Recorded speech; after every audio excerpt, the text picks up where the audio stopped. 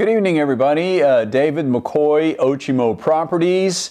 It is Texas Independence Day, so I thought I would wear my UT vest today and celebrate Texas independence. Of course, UT, it's not specifically to the school, it's to the whole state, but it's one of those things that I think everybody, I assume my friends from Texas A&M also celebrate Texas Independence Day. So anyway, that's why I have on my orange Longhorn vest tonight. All right, so we have had a number of videos about all kinds of topics. And today I thought I would talk a little bit about, I'm going to call it opportunity cost. When you have a seller, there was a lady who I met right when I first started doing commercial real estate, and she has some very nice land. She has 10 acres of land, and it's very nice land. And so she is now in her 90s. When she, maybe 50 years ago, the city had designated the whole, this whole area an industrial park, and they were going through and they were buying up land. And so they offered them some land as well. I mean, they offered to buy out her land and all of her neighbors' land as well. And they decided that they, wanted to hold out. And so the end result actually was that the whole park was basically developed around them. There's about, I'm trying to remember how many it is. It's about probably 60 acres altogether with several people who were all there together. And so the park basically got developed around them. And so their land, actually, it's on the road, but the road, because that wasn't part of the main park, the roads weren't expanded or improved, and the sewers weren't really run along that area, and all of this, and so their land basically remained unimproved. Of course, they had houses there, so they were living there, so there was electric. And eventually there was gas. I'm not sure there was gas originally when they got there. I think a lot of them had propane because this land had been basically farmland for all this time. So I met her almost 20 years ago, and she wanted to know about her property. And so I, did comps and kind of searched around and did some things, and I told her what I thought her land was worth, which at that time was probably about $100,000 an acre. And there's a happy ending here. She and I actually became very good friends over the years. She called me not every day, but probably once a week for nearly 20 years. And she was just furious. She was furious with me for telling her that that's what her land was worth. And I'm like, well, I don't know what to tell you. I mean, that's what stuff, has sold for around here. And so she told me, she's like, well, I happen to know that about a half mile or a mile that way over there, that land recently sold for about $500,000 an acre. And she was right. And I told her she was right. But that's not exactly how land works. Land is a very unique entity in and of itself. There's so many things that affect the value of land. There's, the topography of the land, how hilly is it? Is it mountainous? Are there cliffs, or is it relatively flat? Are there, streams going through it, or a lake, or, are there wetlands going through it? And things like the dimensions of the land can be important. If you have something that's super narrow and super long, that, may not be that useful. And so, I want to avoid getting into this becoming a thing strictly on land. We've talked about a lot of this before in some previous videos, so I don't want to spend really too much more time on that. But But she had held on to that land for 40 years or so. You know, at that time it was 30 or 40 years. And so, you know, kind of looking back, I could kind of tell that they were trying to, you know, get all of this land, and so they were offering these people a very nice premium for their land above what it might normally sell at market value way back when to try to get it, and they refused it. They wanted to get more. And so she has told me, and bless her heart, like I said, she and I have become, you know, really pretty good friends, and she's just a sweet, sweet lady, but she is, I hate to use this word, but I will. She is stubborn.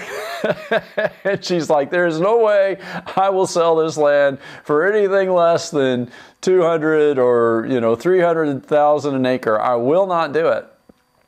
And I'm like, you know, if that's how you feel, okay, but I'm telling you, it won't sell for that right now. And she's like, well, it will someday, and I'll hold it until it does. Well, I haven't talked to her in about a year or so. I'm assuming she's fine. I hope she is, but she's in her 90s. She's, you know, 90, 91, 92. And she's held on to this land all these years, and you know, it hasn't really appreciated that much in terms of, they offered her a really sweet deal, you know, 40 or 50 years ago, and she turned it down. And she's right. I mean, the day will come that land is worth 200,000 an acre, or maybe even 300,000 an acre, but it's not there now. And but the point that I want to get to there is, we often have people who you know, and I'm not trying to tell everybody that they should always say yes. You shouldn't. I mean, you have to make sure that it makes sense. It has to be a good deal. You have to feel like it's a good deal. But if it's at the market rate, I mean, if you're getting the market rate or above market rate, then you should take that deal. She's held out for, you know, I think 40 or 50 years now. I think 50 years she's held out for this, to sell her land. And it basically is worth about what she was offered, you know, 50 years ago. And so, but the point really here is, think about the opportunity costs of that. She may get that 200,000 an acre. I mean, even if she got that $200,000 an acre, can you imagine how much that money would have been worth if she had taken that and invested it over 50 years? I mean, it would be a vast sum. It would be an enormous sum. But she was holding out because she didn't want to give in. She didn't want to she felt like she was being cheated. She felt like, you know, that someone should pay more than that, and to pay less would be cheating her. So sometimes, you know, you have to not only think about what you're getting now, but what that means if you don't take it. You know, and again, I'm not saying that you should, you know, just take a terrible deal. But the other side of that is also true, is maybe you're losing money. You know, maybe you're not going to make money on it.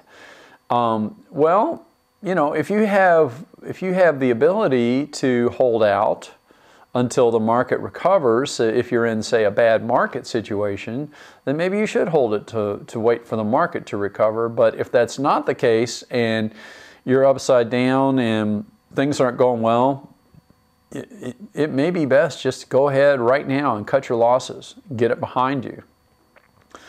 I understand that that's not always easy to do, but I guess what I'm saying is you not only have to think about what you are getting, you also have to think about what you're giving up if you don't do it. And so, you know, she would, you know, bless her heart, she is a sweet lady, and She is not poor by any means. I mean, she is of modest means, but she's not poor by any means, and she's always been good about taking care of everything, and so she's great. She's great. But you know, to think that she could be very well off. I mean, she could be extremely well off had she taken that deal way back when. So you have to think about that. You have to think about the opportunity cost. It's not only what am I getting here, it's like what might I be giving up if I don't take this? And just food for thought. You know, I can tell you bunches of stories of similar people like that. And again, it's not really that I'm certainly not trying to tell you that you should always take the first deal. And I'm certainly not trying to tell you that you should just give things away. Absolutely not. You should try to do your very best that you can possibly do. But if you are presented with what is probably the best you're going to get, you need to think that through. You need to think that through. I recently had a guy, and he was really angry with me. He was very angry with me. He had some land and he wanted about twice what its market value was. And when I say its market value, I mean that there were two parcels that were about the same size, that were zoned the same, that were, you know, almost next to his. And that they had both sold within the last, you know, year or 18 months. And he wanted twice what those got for them. And, you know, I mean, I told him, I'm like, you know, I'm not saying that's impossible. I mean, because it's very nice land, but it would be sort of a strike of lightning for you to get this. It would be something like, you know, Amazon suddenly deciding that they want to locate in our community and they need, you know, 100 or 200 acres in one spot, you know, in the area. And then, or you know, or Disney World decides they're going to open a spot here and they need a large tract of nice land and it needs to be, you know, in those certain circumstances, absolutely. I said, but that is a 1 in a million shot. Maybe not 1 in a million, but 1 in maybe 10,000. And so I told him that, and he's like, well, I'm not in a hurry. I can wait 10 years. You know, it's sort of the same thing that my friend had. And I told him, I'm like, well, you know, I don't want to wait 10 years. I mean, if you're not really interested in selling it now, then maybe we should talk in 10 years. Because, you know, there's no point trying to market something that we know is twice the market value. It's just, you know. And so, you know, I didn't really want to work on it, but he was furious, and he kind of more or less, you know, dismissed me before I could say I didn't want to work on it. But, you know, it may have made him mad, but that was the correct advice. And sometimes giving the correct advice is not what you want to hear. And that doesn't mean that it's wrong. So I've unfortunately have made a number of people, you know, unhappy with me when I've done things like that. But that is the right thing to do. It is the right way to look at it. So, you know, again, if he took what he had, what he could get for it now, he could probably sell it in maybe, you know, a year or two. And he could invest that money. Apparently he's had that land for sale, I found out later, for like 20 years. And he's been doing the same thing. And so if he had sold it at market rate 20 years ago, he'd have millions and millions and millions of dollars. He definitely would. So I think I've made the point. But the point is, don't get caught in that trap. You know, if you have it for sale and you get a market offer, seriously take that offer. I mean, consider it and make sure that all the pieces of the offer are correct, that it covers everything that needs to be covered. But if it does, consider, consider the opportunity cost of what you might have if you don't take that offer. And that pretty much wraps it up for this evening. So I hope you have a good evening. And we are, we're continuing to knock these out. I have about 2 weeks left of this first 50 days. And I think I've mentioned, I don't think I'm going to do a video every day. I'm going to take some days to learn to do a few other things. But I will be continuing to put these out even when I get to the point where I'm not doing them every day. I'm probably going to go to once or twice a week. If you found this helpful, please click like. If you know someone who might benefit from it, I hope you will share it with them. And if you want to see more of these, please hit subscribe. And thanks again for watching, and have a great evening, and I will see you next time. Take care.